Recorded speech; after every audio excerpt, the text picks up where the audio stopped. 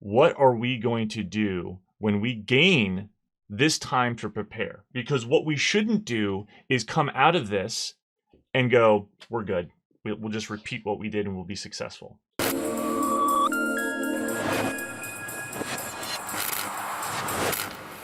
Good morning, Brian Hoagley with cisolife. Welcome back.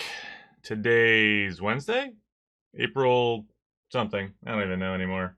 Who knows anymore, right? It all merges into another, but that's okay. It's the 15th. I just checked. Hopefully everybody's doing good out there. Everyone's safe, still healthy, and sounds like my sound check is working, so that's good. Anyway, wanted to get into some interesting things. Two specific areas I wanted to talk about. Information that just came out from JP Morgan a little bit later in the show here. But first, I wanted to talk about mergers and acquisitions. I ran across a really interesting article by AJ Yawn. I believe he's from Coalfire. I'll bet a competitor of ours, but still a reputable firm. AJ put together a really interesting article on mergers and acquisitions, kind of like the components of that. And I wanted to highlight some of those areas to look at. I think, when you look at what's going on with cybersecurity, the M&A space is one that's really interesting and I think kind of underserved on a lot of different levels. And AJ captures it so eloquently here. When you're acquiring a company, the purchasing organization is also acquiring the cybersecurity program and the risks associated with that organization. I've been part of M&A activity. We've had a number of people within SideChannel part of M&A activity as we're trying to, help clients now bring that type of experience into this space. And AJ's, dead on with this, right? This is an area that it's kind of a known, but it's usually not addressed very well. And most organizations are looking at, okay, hey, how do I just take this book and bring it into my organization? How do I bring these people or this talent or this service or this product? They don't look at some of the risks that are within an organization that they're also bringing in. You could have an entire, if you're acquiring this organization and now suddenly, this becomes your org, what you are purchasing, this merger or this acquisition, okay, might have risks in it. They are now your risks. This is the concept. And yeah, you're getting all the benefits, but you're also getting all of the baggage. So what are security professionals doing to be part of the M&A activities and the team going through that M&A activity to bring in this new capability and address the risks before they become something that, you have to deal with, kind of post-close? And the biggest area that comes up, is the financial impact, right, that this is going to possibly cause when you become this. Right? When you become one larger organization, how much is it going to cost you more to go through M&A to then address these risks? Can you build them into the purchase? Can you build them into the acquisition costs? How much is it going to cost you if you ignore that and then fold it into your organization? Whether you are now doing it out of hide, or worst case, you network in these capabilities, these people, and you just merge them into your IT infrastructure. And now you have inherited possibly a breached organization or a compromised organization. Now you essentially have created a compromise for your organization. You willingly brought that in. How much is that going to cost you? This is an area that I just don't see enough focus on when talking to my peers and others in the industry, that the cybersecurity professionals are at the table and part of the M&A. And I think that's something that needs to change. So, accordingly to the ISC squared, right, 95% of surveyed M&A professionals consider cybersecurity as a tangible asset. But the asset goes well beyond, as AJ points out, the technical stack of the application. The program needs to include, how do they do risk management? How do you onboard people, offboard people? How does this entity do vendor management? What are you inheriting? And I think a lot of people just kind of look at it at a very high level and then just leave it alone to just be kind of something to deal with later. And again, it goes back to the concept that needs to die, which is that cybersecurity is an IT risk. And the reality is that cybersecurity is a business risk. It is an operational risk that lives at the business level of the enterprise risk management of an organization, and it needs to be addressed as such. So again, we've had folks on, we've talked about left of boom, right? We want to get so far left in the acquisition process with our business partners to really make it something that's tangible, right? To then deal with. I like to position that should be built into the M&A costs, right? It's going to cost, $20,000, $50,000, $500,000, whatever it is, to take that entity that we're acquiring and bring them up to our standard, so that we know when we roll them in, we are rolling in something that is at our level and expectations, and we're going to have a much lower risk in the long term by having this capability in. It flies in the face of, we need to just quickly do this. We need to roll these in and connect everything and get everything, on board quickly. I don't know if that type of activity needs to happen so fast. And honestly, if you're thoughtful about how to manage that actual process, it can be done actually relatively quickly within your organization's, own capabilities and resources to bring in a service. So AJ, great article. Really liked it, and I'm glad that more people are talking about this. Really great to see ISC Squared, one of the main bodies certifications for CISSP and others to be surveying and kind of asking about this and raising this concept up in the eyes of everyone. So kudos all around on that. Thank you. Another area that is just come up and I think is worth really talking about is this chart that's come out now from Morgan Stanley in their research. This is kind of what they're projecting is going to happen with COVID, right? And it's a concept, okay? I'll bet it's backed by their research. But let's just take this on face value that this is true, okay? And let's just use this notional timelines that these are the things that could be happening, right?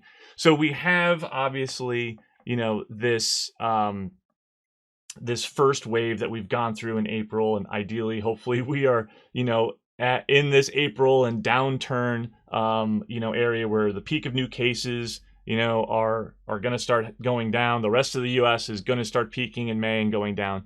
The goal of this, of me bringing this up, is not to figure out where are we in this peak right now. It's actually to focus into this middle section, where we start doing more testing as a society and start doing more, public health capabilities are better staffed, and potentially seeing a second wave as they saw in, other pandemics. And it's not, we can't definitively say this isn't going to happen. We won't have a second wave or a third wave. We can't definitively say it will or won't, okay? But let's just, for argument's sake, say that it is a possibility and it is on the horizon. And this type of a timeline is something that is realistic.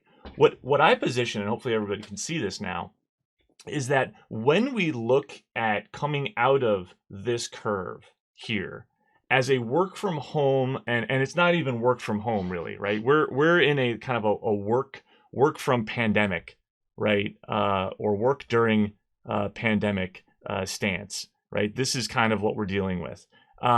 It's now, that's terrible. I'm so sorry. I just messed up the joys of live TV. You can't go back and edit that one out. So we're work from home, right? Work during pandemic concept. We're kind of in the throes of this, right? A lot of organizations are just kind of in the throes of this. They weren't prepared. They're still not prepared. People are still trying to figure out how to overcome allowing their workforce to manage through this, connect to the application, serve customers. Yesterday I talked about, salespeople trying to figure out their new world, which is, how do I get in front of customers? We're going to come out of this, folks, right? We're going to come out of this initial component, right? We're going to be resilient. We're going to do it. I truly believe that. And, I think that the data is showing that too, right? If anybody's just watching the news and following the CDC. But this becomes a really, really important time frame right here, right? For us to now look at this time here. What are we going to do when we gain this time to prepare? Because what we shouldn't do is come out of this and go, we're good. we'll just repeat what we did and we'll be successful, because a lot of people are not going to be successful. We need to look at the lessons learned from here, okay, of what did we just go through? What did every organization just see and deal with? What worked, what didn't? Lessons learned. Start doing some AARs, after action reviews, okay? This isn't hard. What did we see, and what is it that we can learn from to now going into this? Because God forbid we have this other section here, right, happening. This is our time to now better prepare very quickly for getting right what we should have done up front. Okay, this is all past, right? This is over. We're living in this.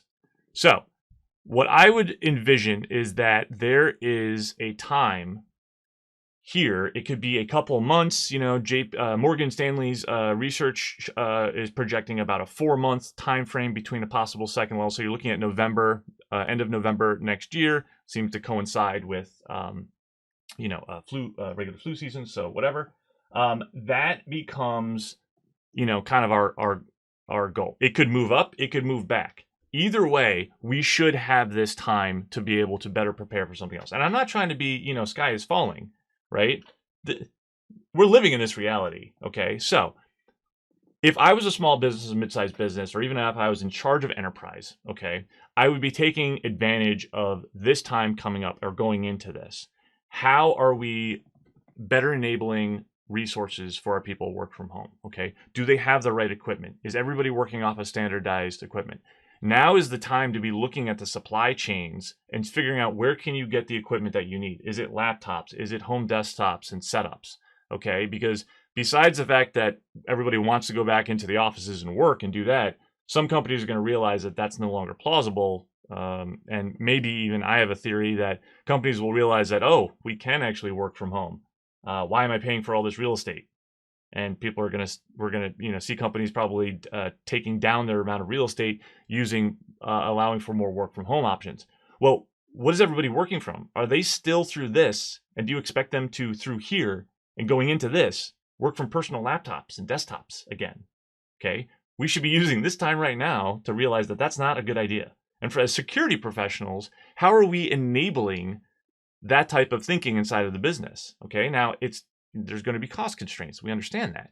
But we should be thinking about how to create that opportunity and take advantage of that time. So I would be looking at, bolstering and not being so reactive as we are in here, bolstering our capabilities to allow for secure remote work, a secure remote workforce, right? Maybe even enabling, looking at our internship programs and some of our new work for hire. How are we onboarding people now who are not going to be in the office? How do we essentially give them the right training now that they are totally remote? A lot of organizations just manage through, everybody gets in a room on the first day of orientation, right? And, we tell you the things and then we tell you some more things a little bit later on.